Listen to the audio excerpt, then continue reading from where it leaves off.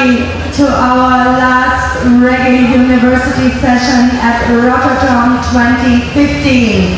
The topic today is Jamaica's Artistic Renaissance, and I'm very happy we have so much beautiful guests here on the panel tonight. First of all, I want to introduce some of the members of the Jamaican band Uprising Roots. We have right in the middle, Akim Sanya, the keyboarder and dub poet. Next to Akim, we have Black Kush, the drummer and lead vocalist. And let me see, next to Black Kush, we have Pada Rice, the bassy and the mixing engineer also. Give them a big round of applause. And I, of course, also want to welcome the other members, which is the percussionist Junior. Please, Junior, put up your hand that the people can see you. And also we have the wonderful guitarist Boopy from the former big 809 band. And also I want to welcome the social entrepreneur and founder as well as managing director of Kingston's creative oasis called Nanook. Welcome, Joan Webley. And next to me, I want to welcome the visual artist and one of the driving forces behind the project Paint Jamaica, Matthew McCarthy, whose art / street art you see around in this tent everywhere. A big round of applause to Matthew. And I want to also welcome and give him a big round of applause to the entertainment lawyer and consultant Lloyd Stanbury. And even though they are not with us, but they are in spirit, I want to give a big up to the fashion designer Mamayashi, who could not make it, but that's why I'm wearing one of her dresses tonight.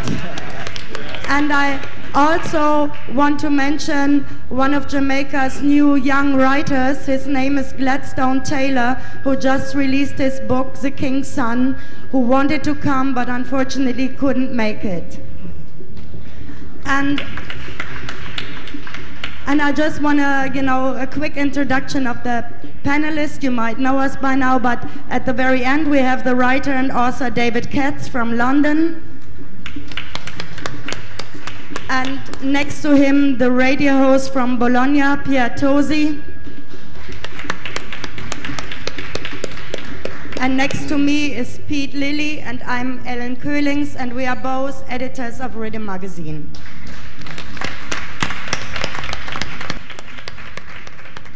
And before we delve into the topic of the artistic renaissance which is happening in Jamaica, Lloyd Stanbury will give us a short introduction of his very important book, Reggae Roadblocks, a music business development perspective, which has just been released. And from there we take it on and just make a nice reasoning out of it. So Lloyd, I want you to ask to take on the mic, and you want to get mine? Does this work?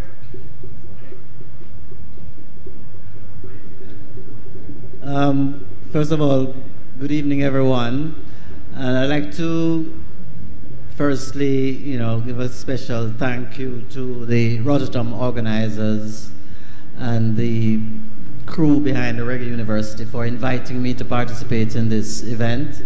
And I'm really very happy to be at this festival, and I am somewhat overwhelmed with what I've experienced here. I've been to many festivals around the world, and I would say that without any fear, this is the best reggae festival. This is the best representation of reggae, Jamaica, Rastafari that I've seen and I've witnessed. I'd like to commend, the organizers, both the festival and the university, for what they're doing, and wish them, continued success, and hope that we who come will be able to continue to provide our support so that it grows from strength to strength. So a little bit of background as to what I do for those who might not know of me, and how I arrived at this book. I've been involved in the music industry from the business side for just over 30 years as an attorney representing musicians, managers, promoters, as an artist manager. I've produced music, I've promoted concert, I've done the business of music as well as represented persons in the business of music, both inside Jamaica and internationally. And what I've come to realize over that period of time is that we have struggled inside Jamaica to maximize the economic benefits that come from the business of reggae. So when I speak of reggae roadblocks in this book that I've written, I'm not talking about stopping reggae, because Lucky Dube tell us long time, we can't stop reggae. Yeah, so this is not about blocking reggae. This is about the barriers, the challenges that have been in the way of the development of the business of reggae from within Jamaica. And these barriers, from my own experience, have been some self-imposed by the persons in the industry, you know, tripping themselves by making mistakes, and some are imposed by Babylon, you know, by systems that want to prevent this music from continuing its mission of spreading positivity, talking about the unification of Africa and the liberation of Africa and Rastafari. There are elements in the society that do not want to see these messages, and we have to, you know, be aware of that. So this book is about the business aspect of reggae from a Jamaican perspective. It's written for persons who are reggae fans. It's written for persons who are involved in the business of reggae, for students, for researchers, and also for policy makers within Jamaica, for example, you know, where our government, to my mind, they get a failure mark in terms of how they have dealt with the industry. You know, if there's a Z, they will get a Z from me. Yeah, not even an F, a Z, because they have not done enough, in my view, to provide the necessary support that this valuable resource for Jamaica requires for it to thrive.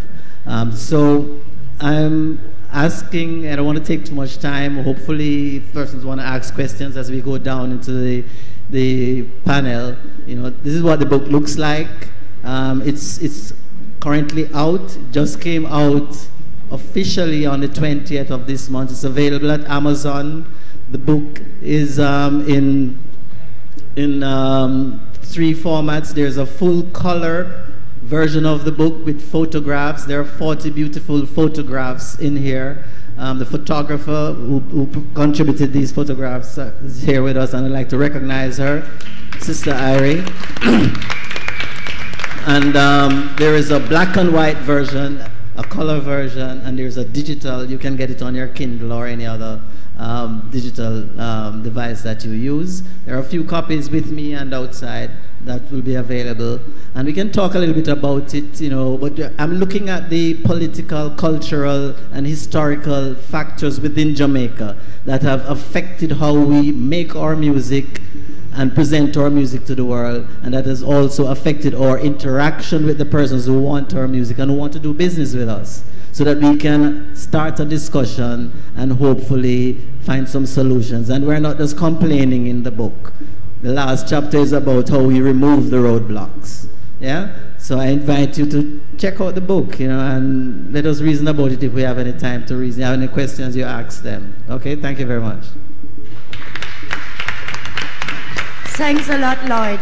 And I just suggest that we do the question and answer in general after, because I know Uprising will have to leave for the sound check shortly after 8.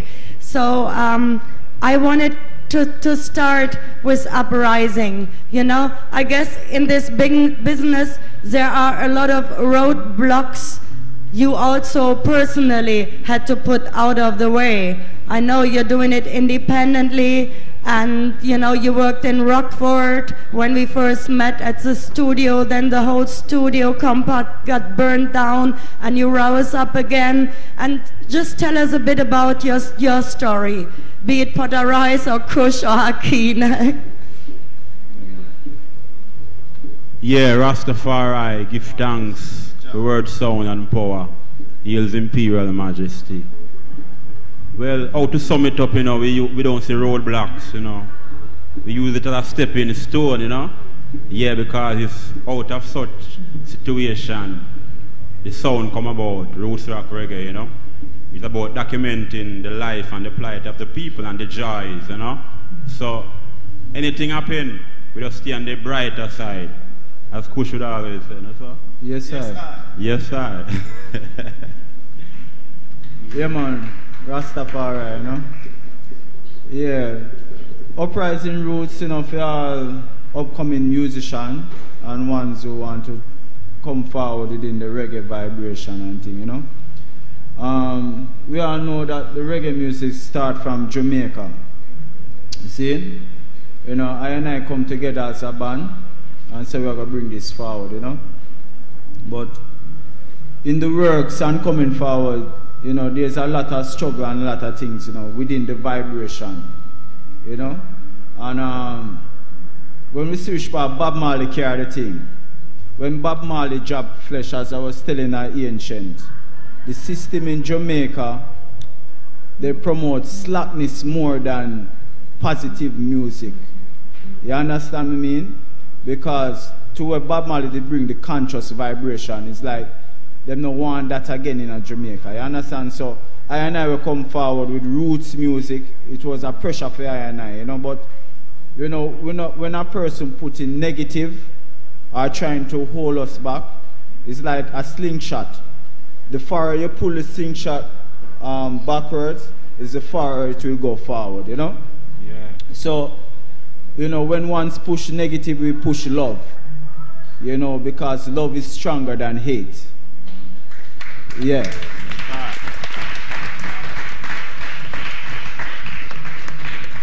Yeah, man. So as I say, you know, it's a mighty journey, but we give thanks to go through so much. Reggaeville, you know, they see the thing, our studio and home was burned flat. We had to live in a tent, like, you know, tents for like a year or so, you know, even a tree. You know, but it was joy, and we get a lot of experience from it, connecting to Mother Earth. Because sometimes you will lose everything and people worry, I don't have a car, I don't have a house, and everything you see around you come from the earth. Mother Earth gives us everything you see around us. The material to make everything around us come from the earth. Right? So, it's just earth. Yes, you know? Rastafari.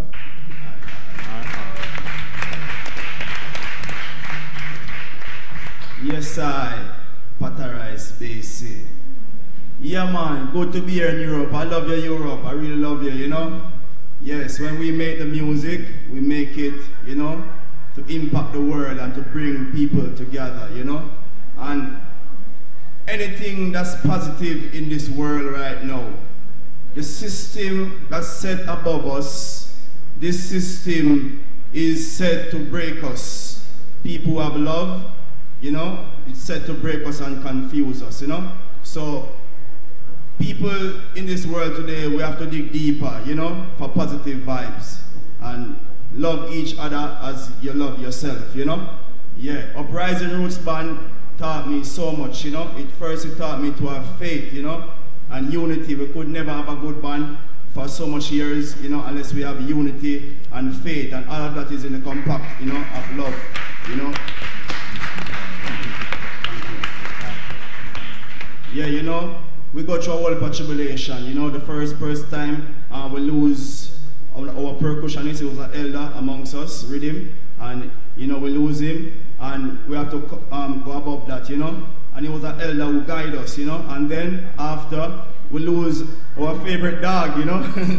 Yeah, yeah. And I tell Scooby before Scooby died, our dog, he was famous on our road, you know, in your Rockford, Fairborn Road, you know. And I tell Scooby, everywhere I go in the world, I will call your name, and the people will know. The people will know Scooby, because Scooby was famous, you know, big dog and nice, you know. Yeah, and then after we lose Macho Mackanoff. That was crazy, you know. We've been through a lot. We lose our home, we lose studio, everything, you know.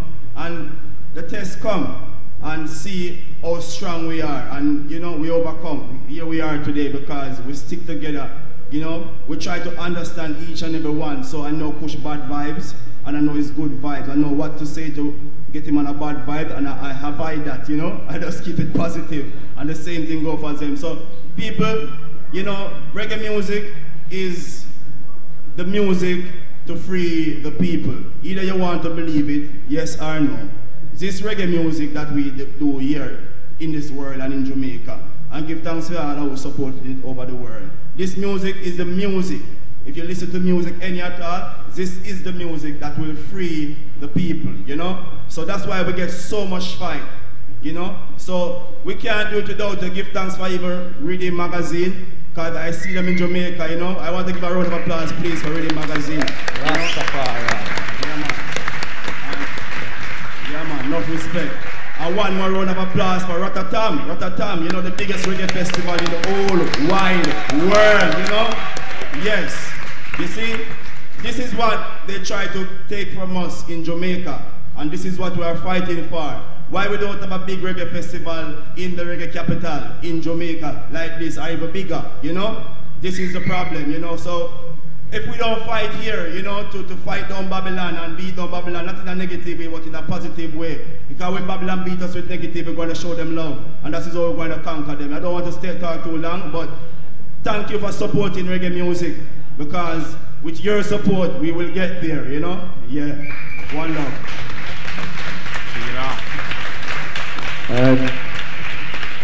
So I have a question for members of Uprising Roots, and it relates a bit to geographical space.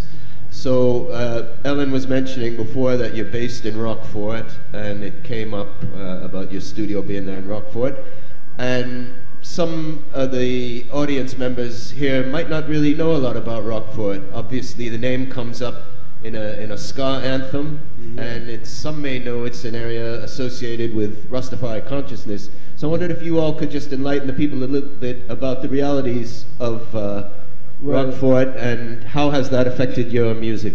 All right, well, Rockfort, I don't know, you know the Scatterlights, you know, Count Azzy, you know, these two persons are very important to the culture of reggae music, you know. If you can check ska, you know, and even Count Azzy, the vibration where they come forward, and a lot of jobs come forward from that, you know. So Rockfort have a rich heritage within the music and the culture of Jamaica, you know. And I feel that vibration helps support us within our creativity to come forward with, you know, with everything. Yeah, man, definitely. It is said that the East had the musicians, you know, which are the history of it, you know. There was a lot of clubs, you know, Beaumont, Bath. So them said the musicians come from the East and the singers came from the West, like Trenchtown, you know. So it's a bit of history at the Reggae University here, you know. Yes, sir. Yeah, man. So we give thanks to the East, you know, because as the good book say, look to the East for the coming King. So we rise, Uprising, us rise in the East, Rastafari. Yeah, we get the power from that, you know. Rockfort is in the East. Okay, I would like to get Joan involved into the discussion. Talking about the arts renaissance that's happening in Jamaica. I think you overcame a lot of roadblocks that could hinder any kind of development of art by establishing this wonderful place in Kingston, Nanook. Maybe you can tell the audience what is Nanook exactly and what is the idea behind it. Okay, give thanks. Thanks, Pete. Hello? Yeah, hold it. Yeah. All right, great. Blessings, everybody, and it is again an honor and pleasure to be here, especially sitting next to these brothers, because the Uprising Roots journey, they've told it accurately. It's one that they work for and they deserve for every stage that they're on. Yeah, big them up, real life. Nanook now is a concept. Nanook started as I want to bring a solution to my people. I'm from Jamaica, but I may not have the thickest Jamaican accent because I lived or grew up in other places. But in all of those places and spaces, I viewed myself, I used to call myself a yardie in exile. I was just waiting to find a way to come back home. And I originally actually wanted to be a singer, But in the traditional way, as many Jamaican families might discourage you not to go into that, and if you really want to do it, why don't you do something around it? And so that is how come I end up finding myself going to study law and entertainment law and music business and all of these things, because it made more sense to everyone around me. And so I returned to Jamaica to play my part, and to play my part was through the formation of Nanook. Again, I tried to describe what it is, and the simplest way, I suppose, is, again, a solution, to try and be a solution to people. It was very, very obvious, and I'm sure it's obvious to all the ones here, that when it comes on to culture and creativity, Jamaica just have it, like a certain way, differently. You know what I mean? It's something that is, I don't know if it's in the DNA, in the water, in the hills, in the whatever, but that is what we are great at as a people. And I believe that, especially through this tour, I've been seeing that different peoples around the world, you can't stereotype on one, but different nations seem to have their own strength, and that is ours. So from living outside, I was like, okay, my nation, I want to live there, but the economy sets away, so the obvious thing that we can use, I lived in Trinidad, Grenada, Canada, Australia, Jamaica, was everywhere. So let us see how I can play my part in using this culture to make our people rise up. So I went back there to be a solution, and I thought that the problem was really in the business and the legal settings. And don't get me wrong, there are a lot of problems there as well. But in my journey, it's been 7 years now since I started Nanook, and the chat has been on and off. I stopped it and went back, took a job, and started back again when you're building a space. But what I've learned and realized is that as much as the business and the legal settings in Jamaica do need to be fixed up, there's a deeper social issue that needs to be addressed. And so Nanook, it then became a priority to create a space, because you can't start to deal with healing wounds and bridging gaps between people if they can't communicate, and if there's nowhere for them to gather. If we take it back to slavery, remember that's why they stopped people from meeting. So for Nanook, the creation of a physical space where a creative one could be and communicate and interact. So it's not just music, although music is of course where the message is carried in a strong way, but art, fashion, dance, poetry, all of these different activities, if they could come together in a space, and if we could start to see the value in our one another, and if we could start to erase the differences. And it is because of a personal drive. It's not just that I did wake up and see it, but I'm born, you know, you choose who you're born. So I'm not upset about it, because I believe, my beliefs are that you choose who you come through. And my scenario is that I am born to a politician. I'm born into a political family in Jamaica. So instantly, and I'm a woman. So if you want to talk about prejudices or issues that you might face in Jamaica trying to work in culture and creativity, I face every one of them, like straight up. I get the good side and the bad side. So it's very clear to me from day one what really are going on and how people really feel. I don't really know if I'm answering your question, but what I want to say is that the result is that a wonderful community has flourished in this space. And it's not out of anything that I did, because it's not about managing people, but we created something together, something that was very powerful, something that was very magical, something that took us from halfway tree to here in Rototom. And it's not me that created it. I build a little space, or I put my money. When you come to Nanook, we don't have everything. The lights are not as shot as Rototom. The stage, the facilities aren't as glossy, but we have what we need to create, and people and ones came. A DJ named Iset Sankofa, I'll continue to big her up, because the sound that she spins is strong, and it is heavy, and she represents.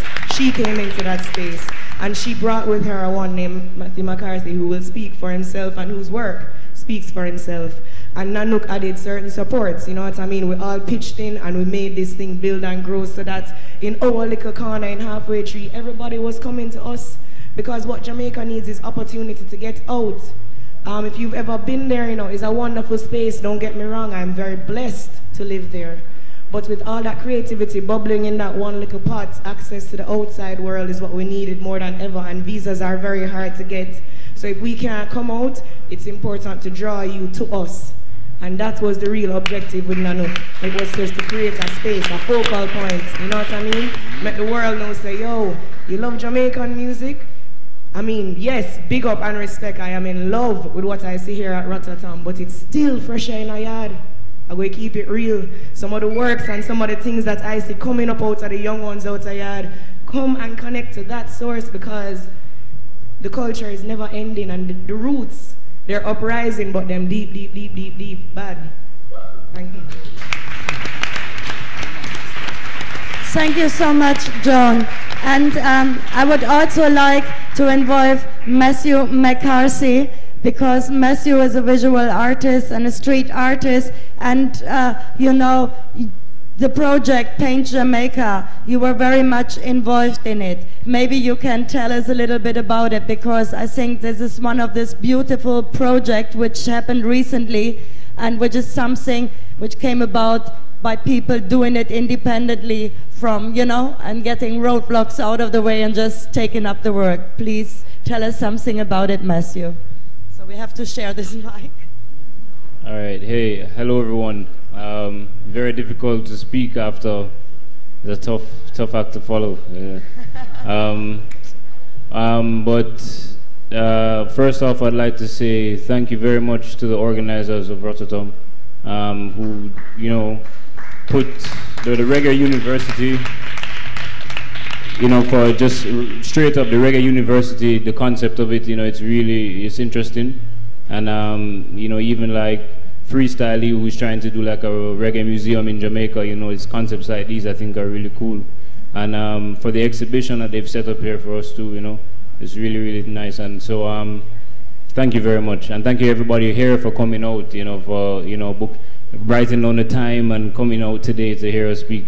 So as Pete and Ellen said before, I'm a visual artist, but I'm just one visual artist among a very talented pool of visual artists from Jamaica. One of which is here with us, Jick Ruben. He's a photographer. Yeah. Yeah, and Jick is, you know, everywhere with us, you know, 24/7. Every project that we've ever been a part of, everything, you know, Jick is, and he himself as a photographer is just an amazing artist. You know, he has amazing conceptual pieces. So we as artists in Jamaica, a lot of us, you know, younger ones, you know, like the ages of like, you know, 18 up to like 20, 25, maybe 27. A lot of us met up at like the Edna Manley College of Art and Design. And that was the place where a lot of people kind of gravitated towards to kind of, I guess, seek education in art. But for most people, they didn't even enroll in school. They just came to Edna Manley College just to walk around and just to like talk to people and go over by the Tree of Life, because the Tree of Life is very famous for the altered experiences that you'll have over there. If you come to Jamaica, go to Edna Manley College and maybe you'll find it, I don't know. And we really didn't have any premise of anything at that time. A lot of us came to college and we didn't have any premise of like really what Jamaican art was, you know. No real premise of what we really wanted to do and portray. But a lot of us had these ideas that we really didn't want to go in an office to work. We wanted to actually use art in a functional way, like what we were seeing on the internet. And on the internet, we were seeing like on Tumblr and all these sources, people who were taking art and they, you know, they were doing these huge, you know, ridiculous installations of this piece somewhere in the middle of a city, and we were saying, oh, we can. How do we do something like this in Jamaica? Like, how do, you know, we have no clue. But everything was kind of bubbling at that time, because it was a situation where many of the events at Kingston Dub Club were starting to be created. Guys like iNation were starting to come around with books. And, you know, we were saying, all right, cool, well, books, nice, let's read some books, you know? And like, so, you know, sitting down with iNation is telling, read this, signs and symbols from Egypt, read this. And so we're just sitting down, and for the couple of years we were at Edna, you know, we're all just sitting down trading books, you know, reading Japanese anime, you know, talking about spirituality and cartoons, and, you know, just really getting really, but it's cool because we're in a cool time in Jamaica now, because in Jamaica, there's a lot of people who are into a lot of things, just like musicians, you know, a lot of the musicians you love in reggae music don't feel like they're just sitting down, you know, with their fingers like this all day long. No, they're very creative individuals, you know, who like a lot of different things.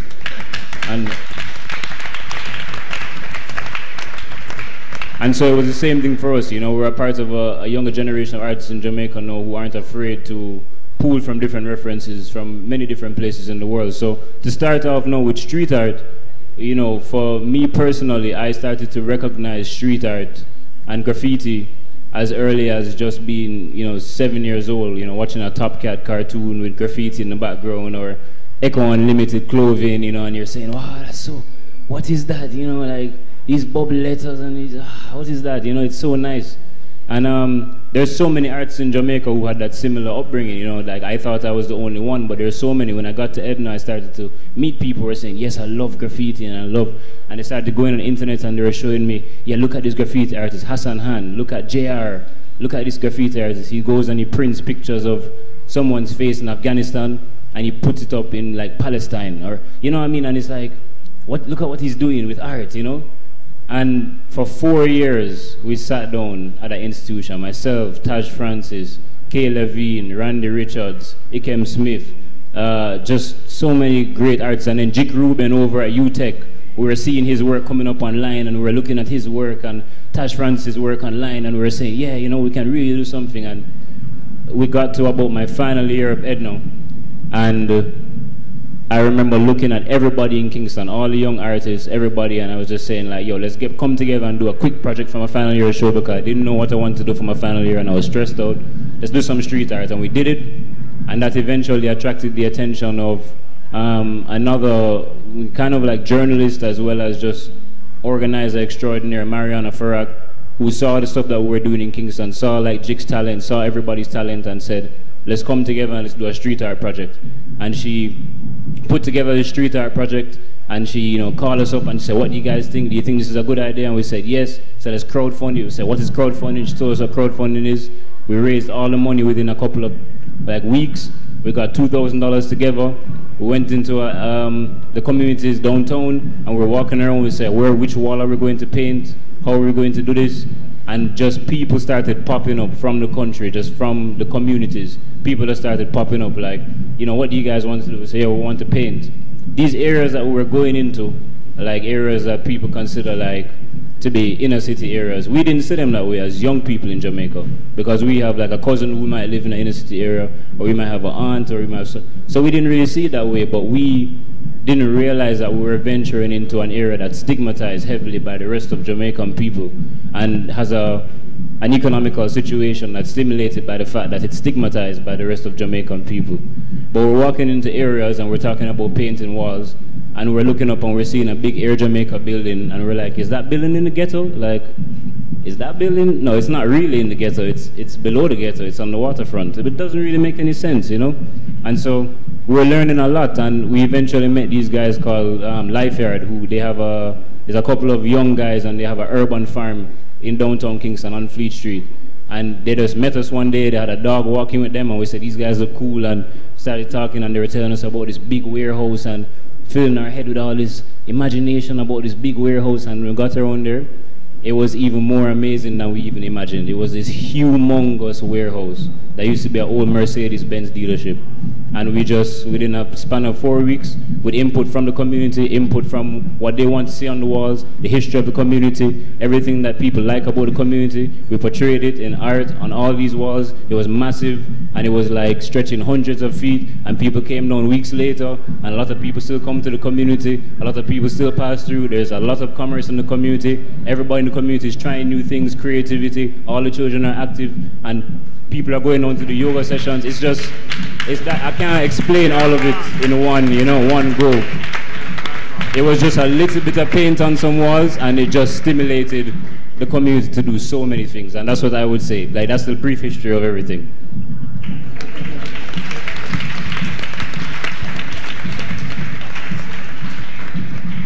So if you ever get to Kingston, make sure you visit Fleet Street. Even though when your taxi driver doesn't want to take you there, don't listen to him. You can go there, and it's a great place to see. I have a question for Lloyd. Seeing this art renaissance from what some people call it reggae revival, or even the visual arts, do you see a way of overcoming or going around reggae roadblocks in this movement that is happening since a few years in Jamaica?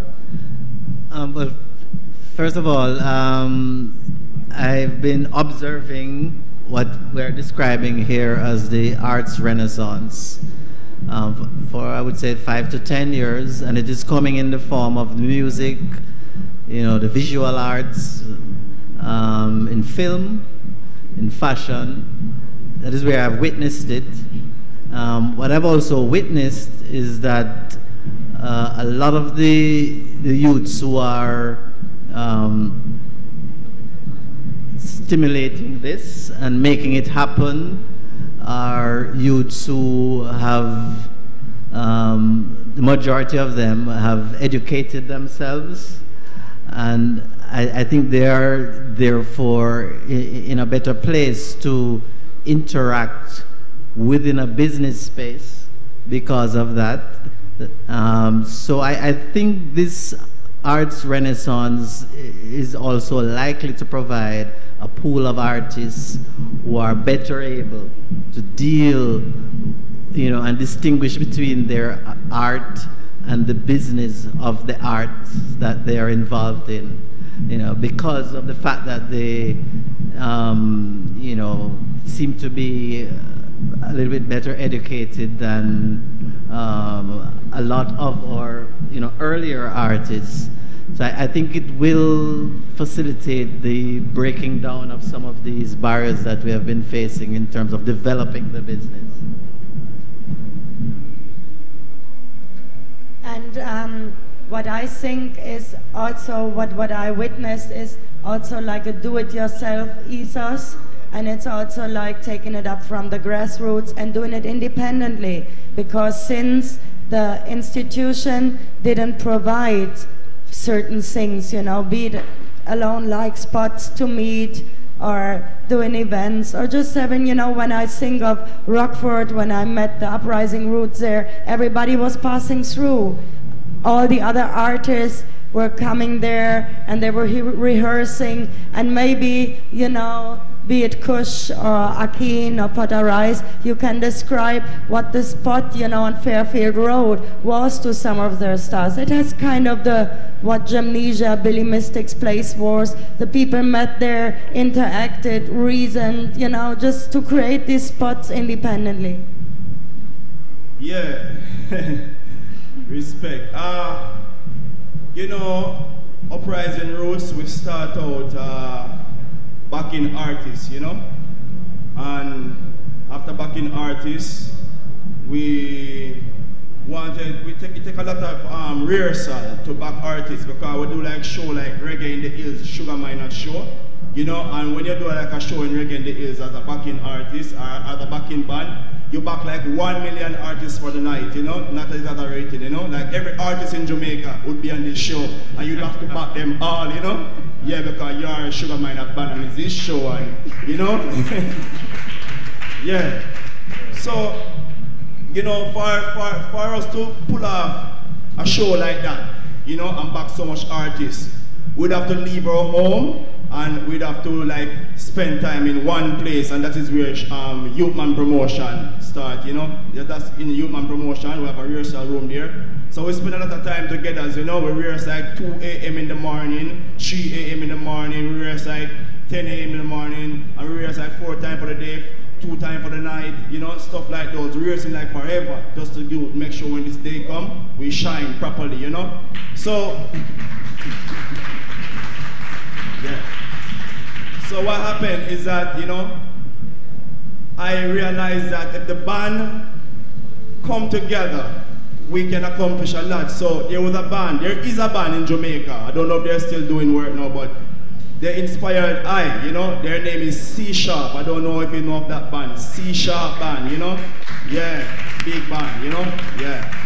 But these guys was from Edna Manley, So I heard rumors that these guys live in one house and playing music together. And when I hear the band, it was so tight, it was wow, So I said, Uprising, we have to find an HQ, It was working for us in Youthman Promotion because, we start to get abused now. It's too much chaos there, So we moved to Rockford, and trust me, in Rockford, it was awesome for me. I learned so much because I never know that by just moving together as Uprising Roots Band, we would start a brand new revolution, Trust me. And I remember going there to live as a band. All of us lived there as a band member. And that is where I first saw Janine, And Janine came over and she met us and like, whoa, I do 9 to 5, but I really want to stop the 9 to 5 and I want to do music full time. And I'm saying, Janine, be careful what you are doing, you know. I play music for a long time and I'm still broke, you know. Be careful, you can't pay your bills, you know. But Janine said, no, Rice, this is what I want to do. This is what I want. So, all right, Janine, if you're serious, we will guide you and we will be there for you, you know.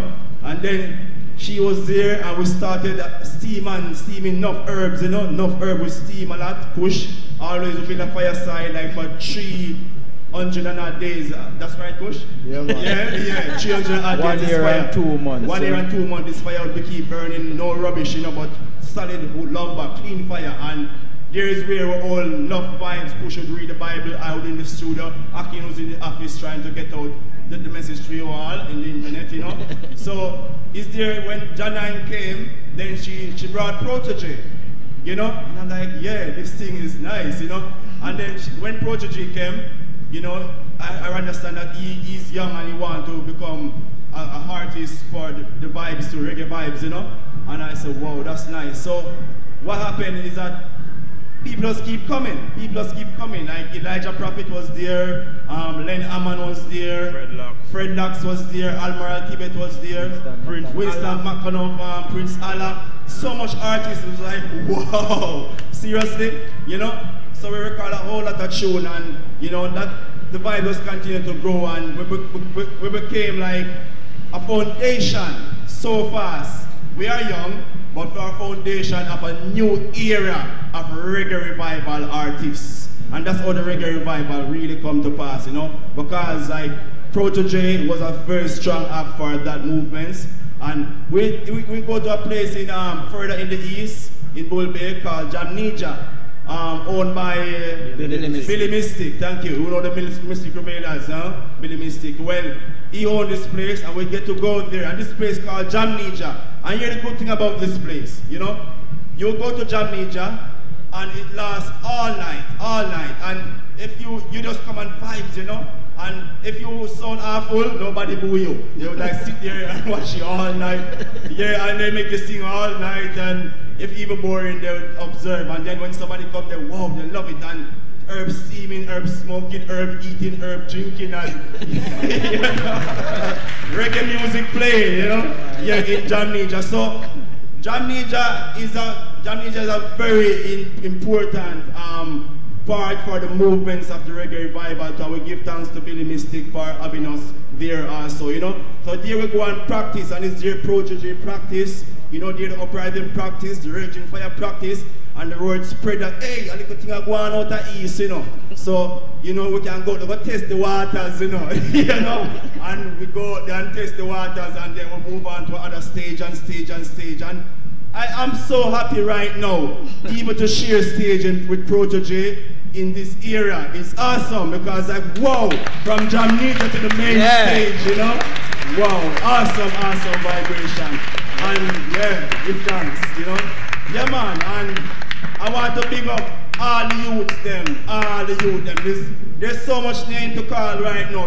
The Protege, the Janine, the Kabaka Pyramid, the Chronics, you name it, the Raging Fire, the Uprising Roots, Pentatush, you name it, Kalisa. There's so much names. Sorry to call names that will get left out, but you know, yeah, the reggae, because we have to acknowledge this, you know, what happened in Jamaica, the media in Jamaica. I'm not crushing the media right now in Jamaica. Give thanks for the media in Jamaica who give the positive vibes of strength to let us be here. But this is the truth. In Jamaica, what happened? They make slap music. Music that really doesn't make no sense if you ask me, enough time. And that is the music that, for some reason, the media pay attention to that music and get it to the society, you know? And the problem that we have in Jamaica right now, we have a whole heap of bad mind and maybe killing going on here and there, is coming mainly from the music. Until Jamaican artists start to make positive music again. I'm not saying you can't tell a girl to whine, because telling a girl to whine is positive. I love to see the girl whine, but it's what you're going to say in that song, you know? Yeah, the tongue in a true thing now work out, man. We have to sing song like Brightest Light and positive and know yourself and some tune. And try to build the people and give them strength in this sad time that Babylon trying to create. Because Babylon stronger and stronger every year, and the good people get weaker and weaker. Brethren and sisters, tell you something, man. We need to pay attention in these days and show as much love as we can. Please, I'm asking you, that is the only solution that will save this world. As I tell my friend every day, if I can describe heaven, this world is heaven, but it's also hell. And the only creature in the world that spoiled this place is mankind. We need to pay attention, people. All right? Rastafari.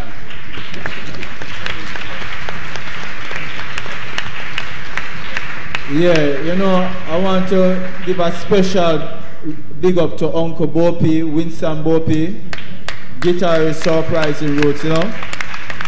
For ones who don't know, Bopi used to tour with Dennis Brown, you know. He's one of Jamaica's finest guitarists. Play enough tracks, Barry Salmons, you know, countless. A living legend. Living legend. Priceless gem, you know. Terrible. Yeah, so to have an ancient like Bopi touring with us as a young band, it's really a pleasure linking with the old with the young, you know. And we really give thanks to show the vibration, you know. So it's rounded.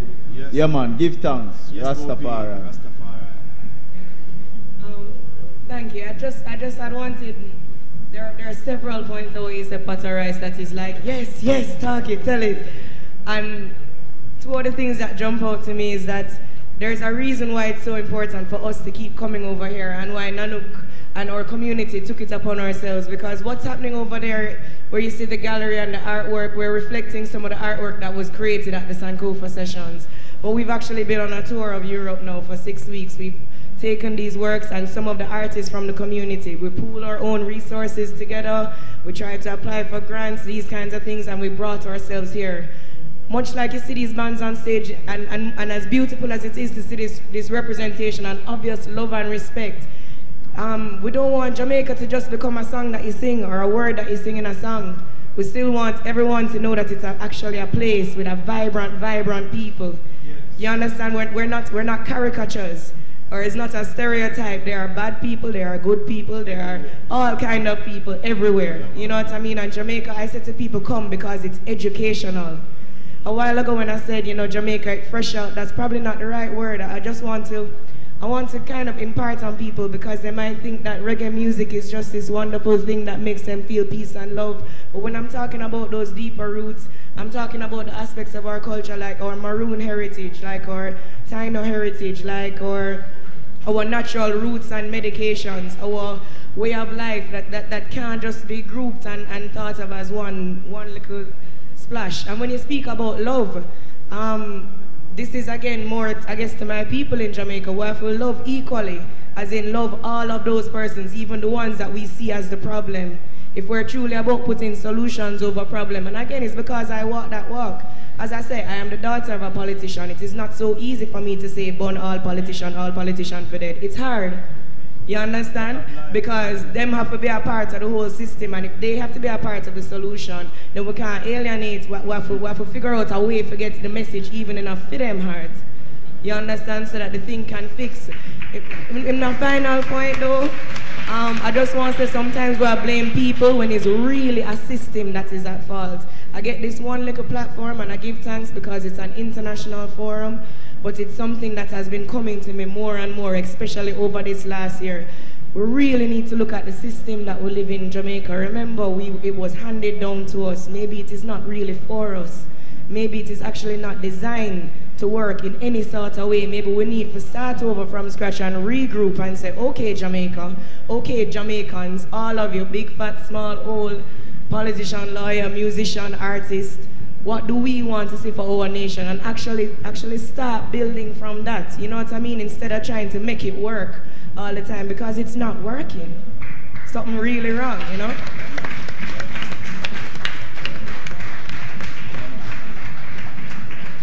Yeah, you see what's happening now. The same problem we face in Jamaica, the same problem we face everywhere in the world, you know?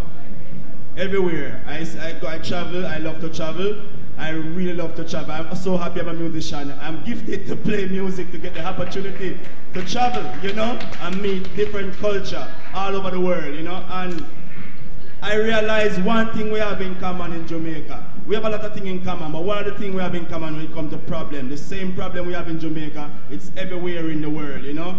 Yeah, and that's why I say love.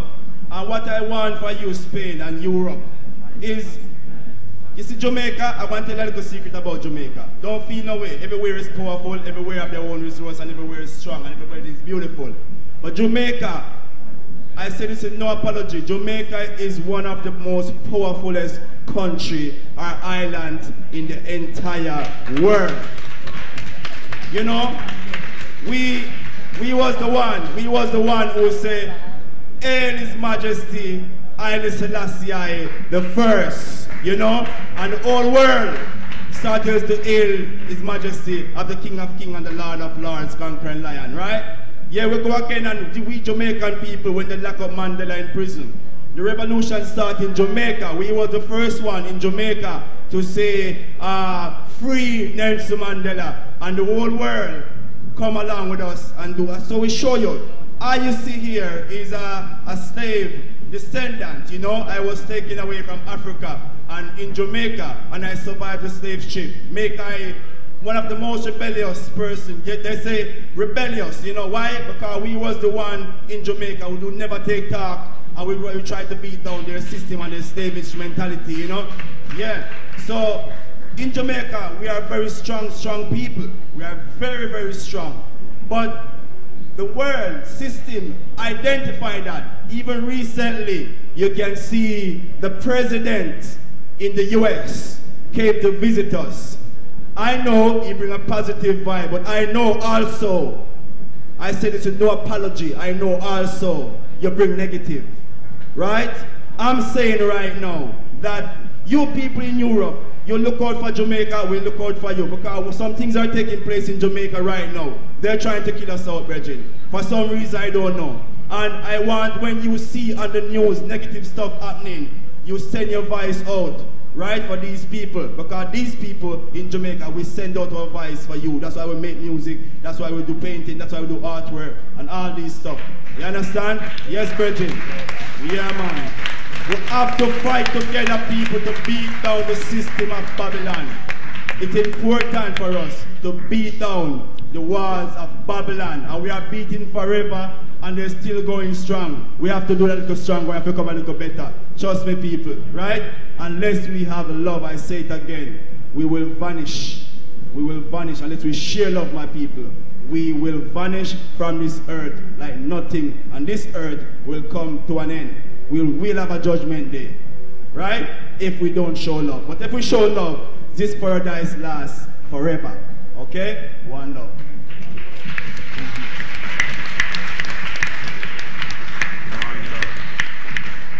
Since Uprising Roots have to leave soon, like in 10 minutes, I think, we want to open it up for question and answer from the audience, not only to Uprising Roots, but of course to our other panelists, Matthew McCarthy, Lloyd Stanbury, and Joan Webley.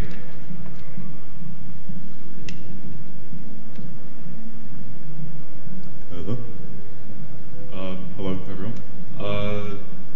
I'd like to talk about one man for me who really kind of almost encapsulated all these aspects of Jamaican culture. I mean, that being music, film, now into fashion, and obviously his own artistry, and that's Ras Daniel Hartman. I would just like to have your opinion on his influence on reggae music and Jamaican culture, and what he brings to young, aspiring artists coming out of Jamaica today. So the question was, the gentleman was asking about Ras Daniel Hartman.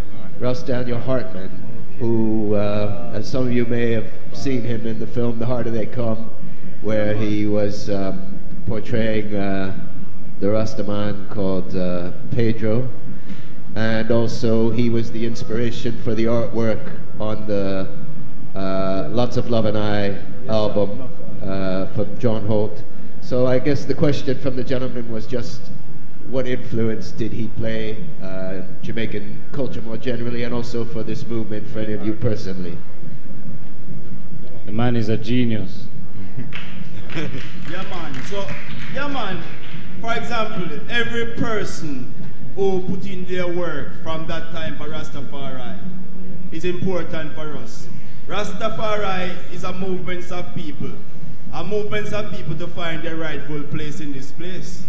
You understand? So, if it's Bob Marley, if it's Peter Tosh, whoever that person is that put in their work, right? It is very important for the movement because every little mickle make a muckle. Alright? Yeah. Yeah, man, I would even like to add to it, you know, like Ras Daniel is, you know, you walk around and you might walk around, let's say anybody from Germany, and you see the sign that says no human is illegal. And, you know, it's something that, you know, you see and you say, oh, it's painted on a wall in Hamburg. You know, Ras Daniel is like that from, you know, me as an artist in Jamaica. You see his work and you say, ah, you know, that's that person, you know. And that cover for the Harder They Come especially was one of the first traditional, what I would consider raw Jamaican aesthetic of art that I ever saw in like my life, one of the first. And just seeing the actual cover itself and having the actual piece of artwork. And so, I just want to say, like, this man is a genius, and a lot of Renaissance men come out of Jamaica like that too, who do so many different art forms, you know. And even these guys right here, they may not want to say it, but I know because I follow them on their Instagram. They're artists as well, and they make very amazing objects that you can also get high from. I'm just going to put that out there. Yeah, but I love them.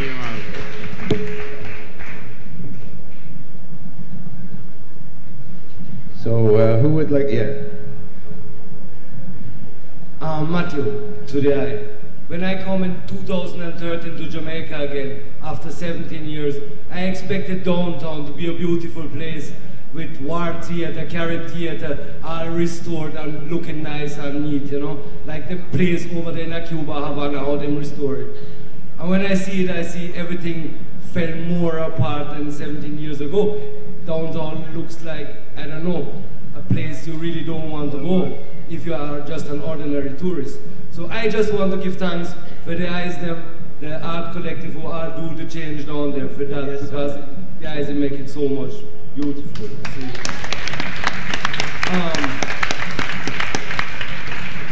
I don't get the name, brother, but yeah, man, rice, pata rice. Pata rice. Yeah, man. Pata rice. Yeah, man. It come like the eye soul and my soul are very, very close related because the eye touched me so deeply when the eye talk.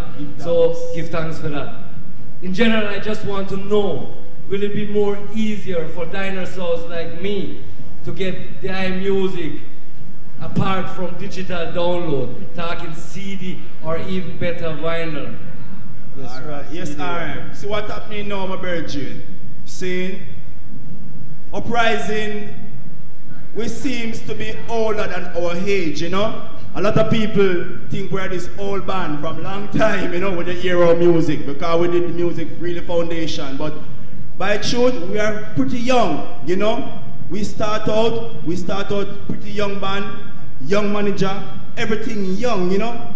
So when we come in music and start to record music, we came right as the music changed from vinyl to digital download, and them all try to cut out CD and them thing.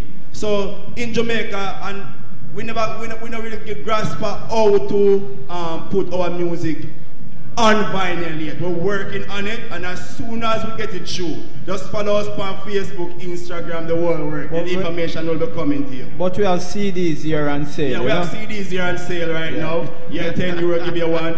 But you know, for the vinyl fans and the people who play vinyl, and you can't get Uprising music on vinyl, we only have 2 albums out, Skyfire, Black to White Roots, and we're working on it now to put these 2 albums on vinyl pretty soon, and we'll spread the word, alright?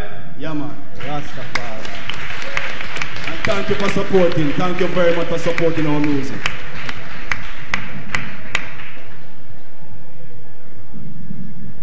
Do we have some more questions in the audience? Okay. Hi, hello, thanks. I wanted to ask, this Renaissance, it's been up to 10 years, I think I understood well. For how long? Yeah. And if more or less, what is triggering this?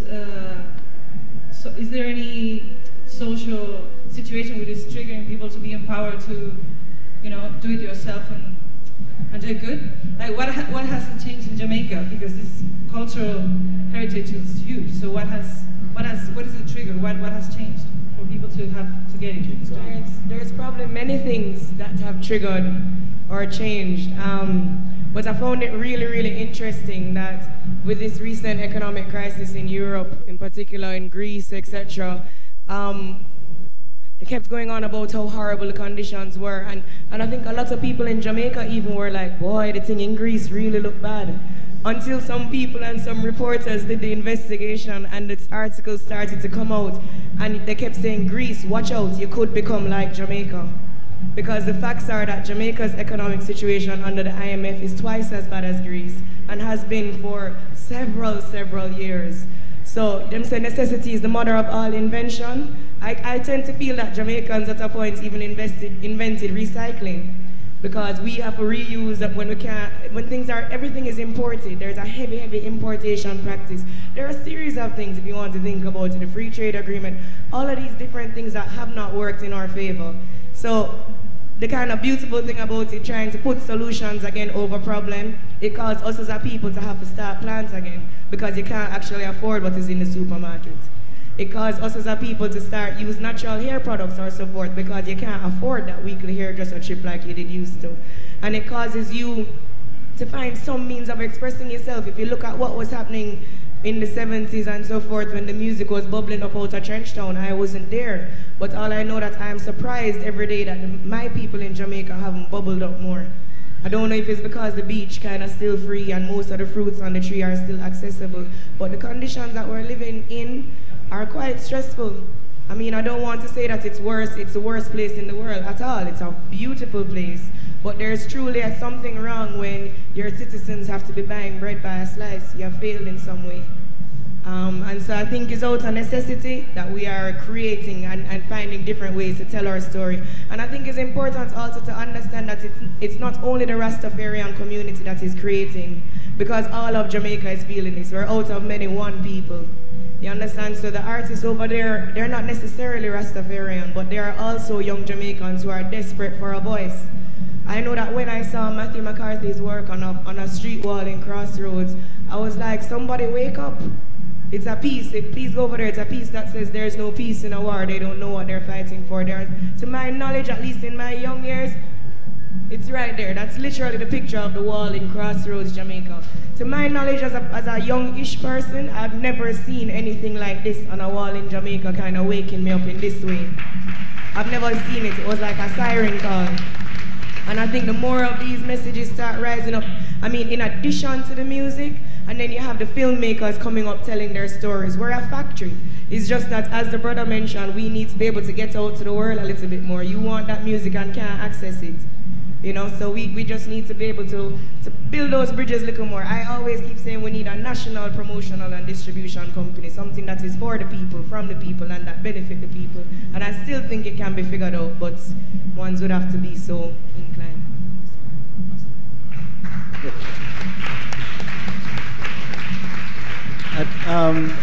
I'd just like to endorse everything that Joan just said, that the conditions within Jamaica basically forced, particularly the youths, to find new ways to express themselves. And there are a number of things that just so happen to coincide over the last 10 years or so. A number of things started happening at the same time. You know, we just hear about how Uprising, you know, roots evolved, and then there was Jamnesia, and we hear people talking about Edna. Edna is Edna Manley College, Edna Manley College of the Performing Arts. Things started happening in that college within all the various departments, within the dance, the film, within the dance, the visual arts, particularly the music. And at the same time, when all of these things were coinciding, there was, as was expressed by Pentatush, you know, an awakening of consciousness among the youths. towards Africa, towards Rastafari. All of those things just coincided when it seemed like we were in our worst times within Jamaica. And I think that is what has forced people to try to find ways to express themselves through the arts.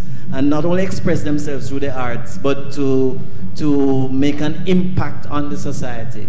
And that's what we are witnessing, And other than the conditions of the country, I can't pinpoint any one thing that caused it to happen. But I think Joan is absolutely correct. Yeah. In Jamaica, we have a thing where they say, the granny always talk to me about it. Say, turn your hand, make fashion, Turn your hand and make fashion, You want to cook, but the gas finish, But you have woods and sticks out there, and coal, so you must can cook and eat something, So I just that basically happened. The youths them return to the roots, With a principle named Sankofa, return and fetch, So the youths them come out and see the thing and they are not scared, to explore and go forward to the roots and come up with something new.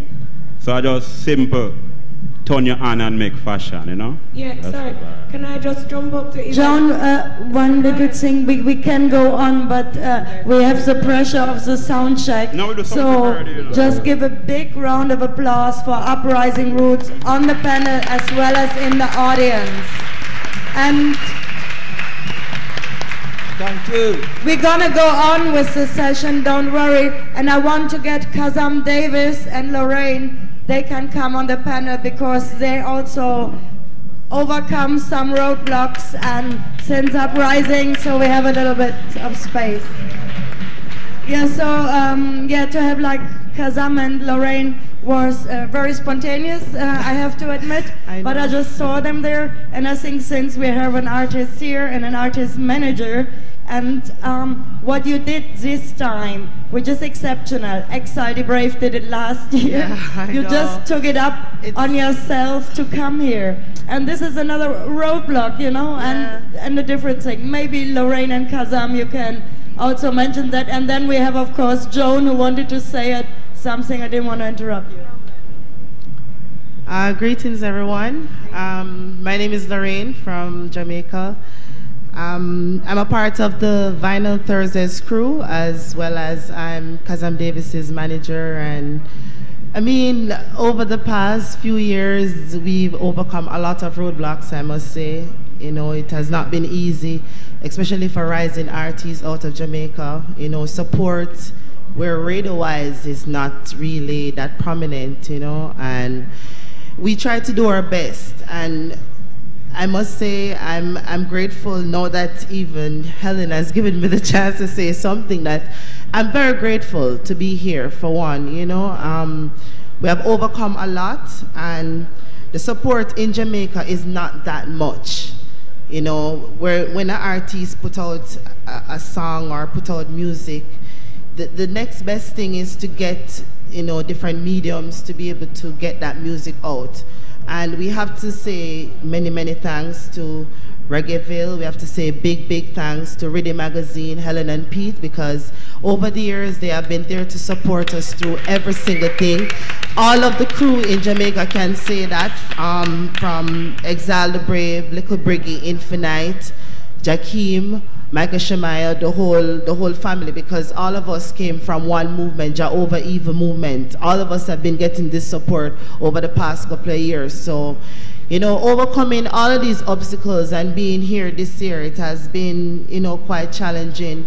And we have to give thanks to our brethren and sisters from here in Spain who have helped us to get here, because it's not that easy, But we got the platform, and we're here at Rototom, and we got the support from Rototom also to say, we can give you a showcase. And we're here for the first time in Europe. We're here for the first festival in Europe, the first time in Europe, first everything. So it's kind of overwhelming, it's an honor to be here. TJ, aka Little Briggy, would have been here if he didn't crash and broke his ankle. He's also Brigadier Jerry's son, who is also a part of the Vinyl Thursdays family. For persons who know Vinyl Thursdays, for those who don't, it's an upcoming it's a live feature every single week, and we do only vinyls, strictly vinyl selections, and it comprises of Nyota Aoki, Kazam Davis, Exile the Brave, TJ AK Little Briggy, and Infinite. We all act as chef, cook, cleanup crew, we do DJ, we do everything. So we work together as a family. Last year, Exile the Brave got a chance to be here, and when he came back, he told us all the wonderful things that he saw, all the things that, you know, he could overcome, because he had to overcome a lot of challenges getting here. So, you know, with that in mind, you know, that kind of propelled us to say, yeah, we can do it too, because he did it and he came back and he was like, yes, guys, we have to do it. Europe loves us. They love our music. We see the support, because when we put something out, Reggae It is here. They are one of the first to put something out. Reggaeville is there. Riddim Mag is there. Everybody is there. I can't tell you every radio station or every medium, but we get support, and that we give thanks for. We might not be able to get the physical money, you know, to do some of the things that we want. We don't have some of the biggest studios in Jamaica to do the best quality that, you know, like a big prominent studio, but we're able to do what we love. We're able to do it together, and we support each other. That's what we do. You know, Kazam is here for the first time. It's a great experience for him, because we've been getting support, and you know, it's good for us to be able to come here and to get the experience and to see what this country is like, and to see what the people is like, to see what your culture is like, to see what our surrounding is like, because this is where we get our support from. Europe, I mean, other parts of the world, you know, but this is where we truly get our support, and we're truly grateful. We're truly honored to be here, and we give thanks. And thank you, Helen and Pete. Thank you.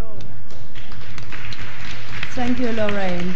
And Joan, you wanted to say something. I kind of cut you, and I didn't want to cut you.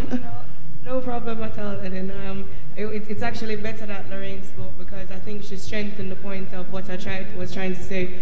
She's really, really simply that, like it was a blessing. Kazam Davis and Exile the Brave performed on the showcase stage here, and it rained, and I was going nowhere, because it was a moment. If you've seen these artists and see how they work as a collective and what they make possible with very little, you have to support and be there behind that kind of an energy and that kind of a push. And I'm not trying to make any appeal, because Jamaica is, as we said, a strong nation, a proud nation, and we will do for ourselves. But it even happened at a stall. There was a stand. A lady came over and she said, you know, I do these reggae parties every week in Holland, and I just feel like I'm using the culture so much that I should really be doing something for Jamaica, or be reaching back in some way in Jamaica. And again, I'm not here asking for a handout, but I do think that every conscious reggae listener, if you really love this music and if reggae has helped you, it is time to truly pay attention and listen up and pay attention to what's happening at the source, because Jamaica needs help. A little bit, you know what I mean? It's a real place. These artists, as she said, she should have access and support. And it's true. Yeah. Well, yes, greetings everyone, and give thanks for having us here, Helen and Pete, and greetings, brother Stanbury, and the rest of the panel, Mr. Cat, give thanks for having us here. I just want to say it's been a very happy 9 days so far here in Spain. It's more than words can express, you know, and they say we couldn't do it, but we did it, you know, so we just give thanks. I must say, coming to this festival reminds me of when I was a youth growing up in 12 tribes of Israel, where you saw everyone from all walks of life, from everywhere, coming together in one accord, one love, and that is because of music. So what we have as a treasure in Jamaica is the music, and the business of music is what will help us achieve what we want by coming together and dealing with the problems, not just helping the artists, but studying the business of music. Because most of the youths don't understand the business of music and the system that are set in place for artists, writers, singers, and players of instruments. So, I mean, there's a whole lot. I could talk forever and ever, and, you know, but we really give thanks to all the supporters, all those who stood in the rain to see I and I perform on the showcase stage. We also give thanks for the preservers of reggae music, and I think that's you people. You are the one who have preserved the culture of reggae music for over the years. When our politicians and our so-called brothers and sisters have turned a blind eye, you have kept this thing going. True. For years and years and years. True. So we have to just say, clap on yourself. You know, because that's the reality, you know? So, as Patarize them say and Kush them say, and, you know, the whole revival movement of this generation of youths, it's forward we say. We want to see the thing set and stay forever. So we say with music and the business of music and the other cultures that are around, that is eminent, it's time for us to come together in this time, this dispensation, and make that thing happen. I give thanks. So that's it.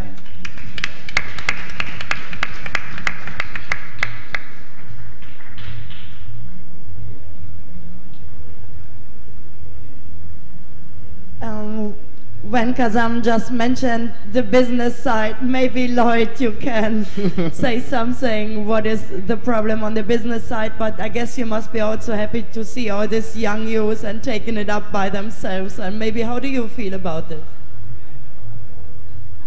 Yeah, well, I am happy to see that the new generation of artists are paying more attention to the business aspects of the music. They are trying to equip themselves with managers. They're trying to properly package what they have to offer. They're trying to find their way through the new media channels that are available. I think they're doing a fairly good job in terms of accessing and utilizing digital technology to present themselves to the world. But there are aspects to the business of music that have lagged behind inside Jamaica, mostly from the legal side. I mean, training as an attorney in the Caribbean, there was nothing within the training of lawyers that had anything to do with entertainment law or copyright law or the laws that govern this business. That's a recent addition to our training programs in the Caribbean. I think that has affected our ability to properly deal with, you know, the agreements that we have to get into, you know, when you're involved in the music industry. A lot of people get into music out of passion, you know, love for the music, want to provide a message to people. But it's one of the most complex businesses that you could ever get involved in. And in order to make it work, you have to understand, you know, what types of contractual relationships you get into, what your obligations are, you know, what the laws provide, you know, what you're prevented from doing and what you can do. And we have not placed enough emphasis on that inside Jamaica, and we have suffered as a result of that. You know, people who we interact with on the outside, they complain a lot about doing business with the Jamaican artists. I've heard that a lot. You know, people don't, you know, punctuality is a problem. You know, people don't respect time. You know, people don't respond quickly when a proposal is sent. You know, they take forever to sign an agreement. They sign the agreement and go against what's in the agreement. You know, those things have made it difficult for us to develop the business side of things through which we would have benefited more within Jamaica, both the artists and the economy generally.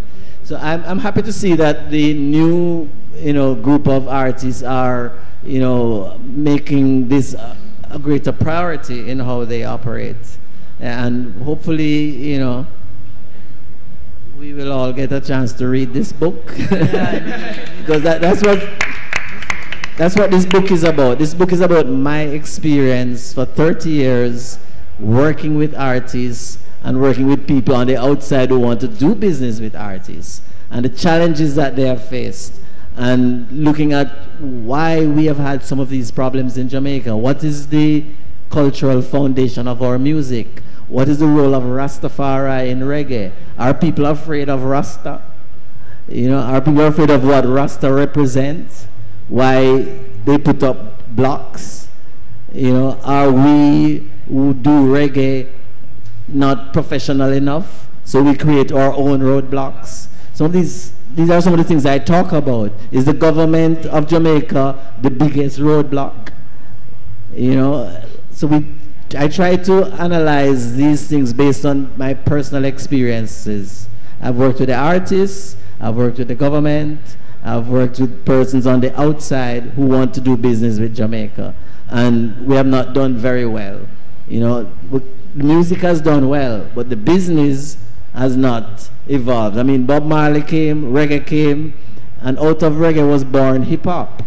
And hip-hop is a massive economy.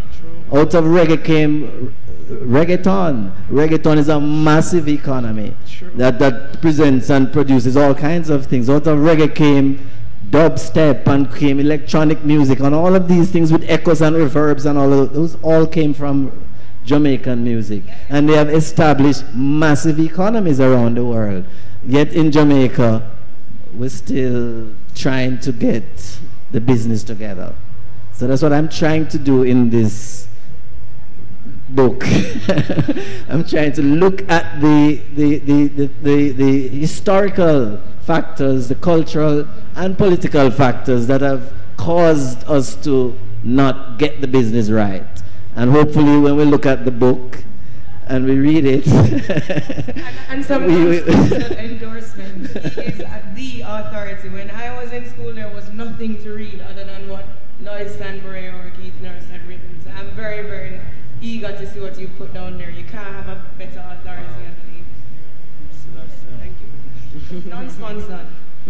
Okay, since we only have 10 minutes left because the music on the main stage starts at 8:30. So if you have a question, I wanted, you know, please put it to the persons on the panel now. Yeah, we got time for the last few questions, so no need to be shy. Now is your chance if you've got some questions to put to our esteemed guests. Yes.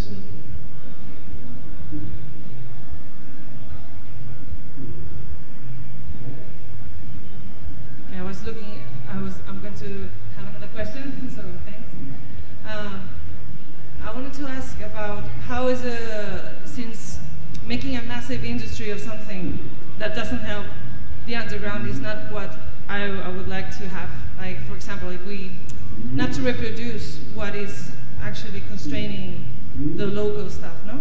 So my question is do you think that all the artistic movement in Jamaica right now can have a hope for an alternative way of seeing arts? I mean, for example, copyright laws are unavoidable and all that, but maybe is there any debate, for example, on Creative Commons license or open source or something that, I mean, of course, that is not a way of making money. Nobody in Spain, at least, nobody has a salary for selling records. That's for sure.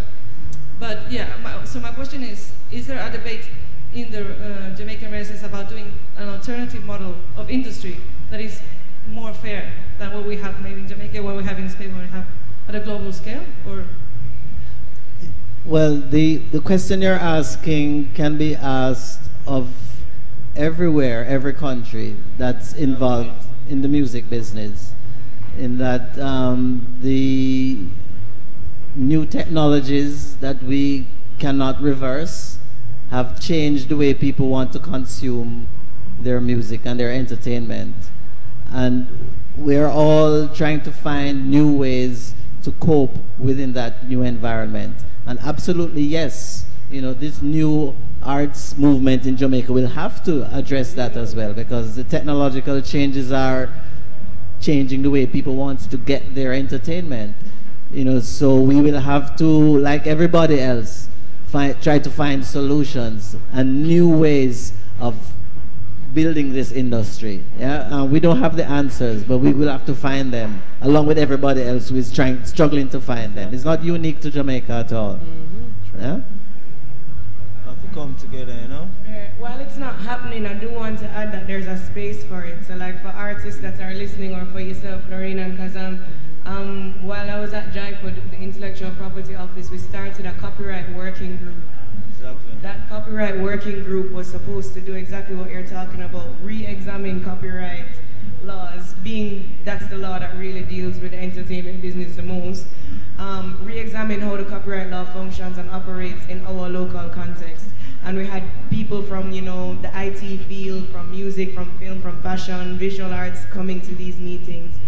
Unfortunately, that group no longer exists. I left the position and the group has not continued, but it is something that has a precedent in our local system. It's something that I would love to see revisited, but that's only if we as all people are actually going to be. We need to just look objectively at the thing, you know? I agree with you. Yes, I. It is good to see the presence of Lloyd Stanbury and representative of Jamaican music. But do you think it will be better for have a collective approach by pooling resources to form a studio, legal advisors, technical staffs, more than individuals trying to struggle on their own? What do you think? Of course. You're correct. Are you, let me see if I understand you clearly. You're talking about individuals struggling on their own to provide the necessary business guidance, or no, what is it takes I'm trying to understand the question you're asking. If you can explain. You're looking on the best approach. Individuals are struggling, trying to make better sense of the music. Okay. They don't have the technical staff. If the players, those who have gone before and those who are coming now, pool resources, I think it will be better. I got you, absolutely. There's no other way, yeah? And it works not just for music, but in any industry. You know, a collective approach to developing the industry is always the best way to go. We have struggled with that in music in Jamaica, because what that requires is for us to work together, which we seem to have a problem with doing, you know, working together to build the necessary music organizations that will last a long time and provide that collective support that you're talking about. It's absolutely necessary. It can't be done on an individualistic basis at all. And that's probably one of the first challenges we have, yeah? That we must find ways to come together and put in place these various organizations that work on our behalf collectively. Once we can do that, I think we'll be okay. Yeah? It's a process. It's a process. You're absolutely right, and I believe the process has begun. There's way more unity, at least, than when I just moved home 6 years ago. That exists now, and I think that we'll continue to build on it. I like that Selassie said that peace is not an objective, it's a process. Yeah, man, we have to come together. Okay, I think this was a beautiful word to end this session, you know. So, unity, you know, we bring the thing together and strengthen the whole, you know, be it like the Nanook people, Vinyl Thursday people, Paint Jamaica, or the work Lloyd does with his book, you know. I think we see there is a lot of going on now, and hopefully one day the roadblocks are going to be small or going to be gone. Thank you everybody, you know, for attending the session, and please a big round of applause for everybody. Joan, Kazam, Lorraine, Lloyd, as well as Matthew. And I also want to tell you that the posters are still on sale, So you see the exhibition over there, and they have the booths there. So if you're interested in the art, please have a look. And thank you, everybody. And the Ancient Warrior album is on sale at the tent. So.